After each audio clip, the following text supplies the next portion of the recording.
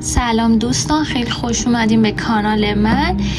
امروز میخوام براتون یک کد جذب مشتری بگم برای کسایی که حالا یک کسب و کاری دارن، حالا یه آنلاین شاپی دارن مثل خودم که من خودم همیشه از این کد استفاده میکنم. یک کد فوق العاده است بچه‌ها برای جذب مشتری بیشتر.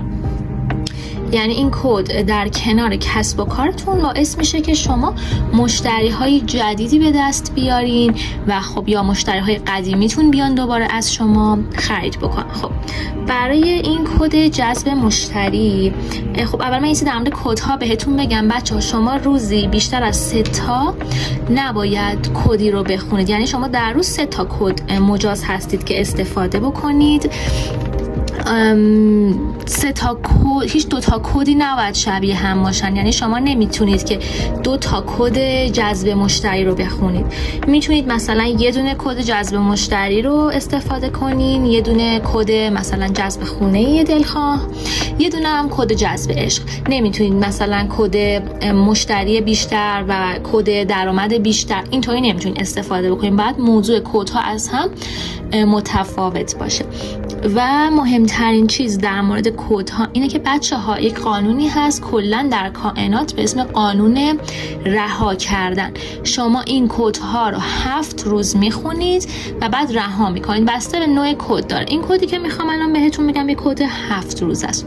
شما 7 روز این کد رو میخونید. مثلا من خودم به این صورته که وقتی میام کارگاه یک دفتری دارم که دفترم باز میکنم. اولین کاری که میکنم اینه که اون کد، یعنی همین کد رو مینویسم و دیگه بهش فکر نمیکنم. به این فکر نمیکنم که کد حالا داره جواب میده، این مشتری که مثلا چرا مشتری نیومد، چرا مشتری اومد. دیگه به کد فکر نمیکنم، فراموشش میکنم تا فردا صبح.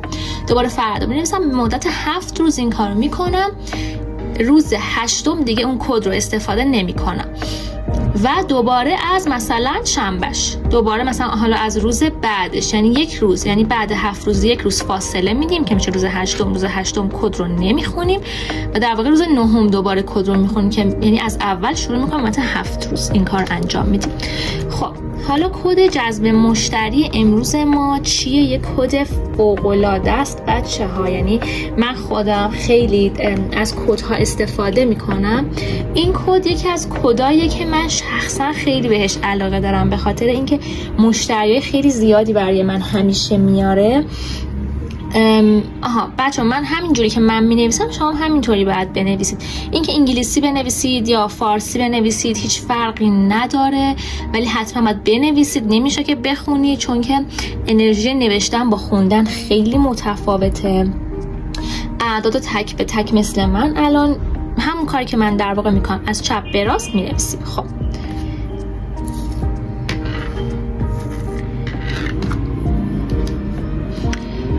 کد جذب مشتری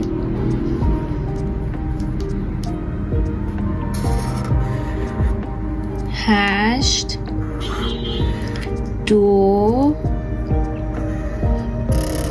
7 1 2 8 0 4. خب همونطوری که من الان این رو خوندم و نوشتم شما هم همین کار رو میکنید. پس 1 بار در روز صبح مثلا این کار انجام میدید که سر کارتون هستین به مدت 7 روز و بعدش 1 روز وقفه میندازید بچه‌ها. همینطوری حالا فارسی، انگلیسی، هر جوری که دلتون خواست میتونید بنویسید از چپ به راست. این کدو میتونید یادداشت بکنید یه جا تو نوتتون، توی دفترچه‌ای که پیشنهاد میکنم همیشه یه دفترچه کوچیک برای خودتون داشته باشید برای کدها، برای سپاسگزاری‌ها.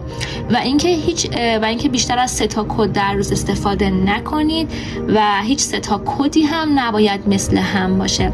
امیدوارم که از این کد استفاده بکنین. برای من نتیجه که گرفتین حتما کامنت بذارین بچه‌ها، من همه کامنت های شما رو میخونم. این کدی هم کدیه که خودم استفاده میکنم، چندین ماهه و ازش نتیجه گرفتم. خیلی دوستتون دارم.